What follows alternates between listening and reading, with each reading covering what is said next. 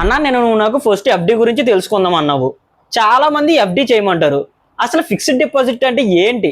అసలు చాలా మంది ఎందుకు దాంట్లోనే అమౌంట్ అనేది పెడతారు? చాలా సింపుల్. నీ దగ్గర ఉన్న డబ్బుని ఒక నిర్ణీత కాలం పాటు బ్యాంక్ దగ్గర ఉంచుతావు. సో దానికి బదులుగా బ్యాంక్ అనేది నీకు ఇంట్రెస్ట్ అనేది పే చేస్తుంది. సో ఓవరాల్ గా దీన్ని ఫిక్స్డ్ డిపాజిట్ అంటారు, లేదా ఎఫ్డి అని కూడా అంటారు. అంటే సేవింగ్ అకౌంట్ లో డబ్బులు పెట్టినట్టేనా? కొంచెం తేడా ఉంది. సేవింగ్ అకౌంట్ లో నువ్వు ఎప్పుడైనా డబ్బులు అనేది తీసుకోవచ్చు, కానీ ఫిక్స్డ్ డిపాజిట్ చేసిన అమౌంట్ అనేది అలా తీసుకోవడానికి కుదరదు. ఎందుకంటే ఒక ఫిక్స్డ్ టైం డ్యూరేషన్ అనేది ఆ డబ్బు అనేది లాక్ అయి ఉంటుంది.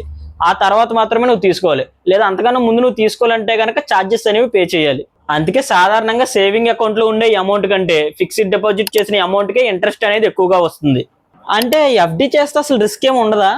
రిస్క్ అనేది చాలా తక్కువగా ఉంటుంది. అందుకే చాలా మంది తమ దగ్గర ఉన్న డబ్బులో కొంత భాగాన్ని ఎఫ్డిలో ఉంచుతారు.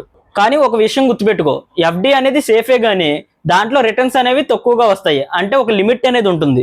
అంటే డబ్బు అనేది క్రమంగా పెరుగుతుంది, కాకపోతే అంత ఫాస్ట్ గా పెరగదు. అంటే దీన్ని బట్టి ఎఫ్డి అందరికి బెస్ట్ ఇన్వెస్ట్మెంట్ అనేది కాదన్నమాట.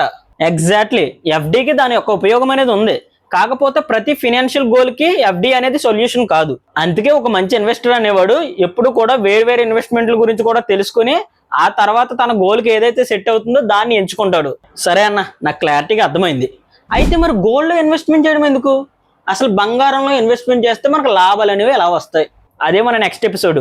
గోల్డ్ ని జ్యువెలరీలా కాకుండా ఒక ఇన్వెస్ట్మెంట్ లా ఎలా చూడాలి అనేది సింపుల్ గా నెక్స్ట్ వీడియోలో క్లారిటీగా ఎక్స్ప్లెయిన్ చేస్తాను. సో అది మీరు మిస్ అవ్వకుండా ఉండాలంటే ఇప్పుడే మన అకౌంట్ ని సబ్స్క్రైబ్ చేసుకోండి, ఓకేనా?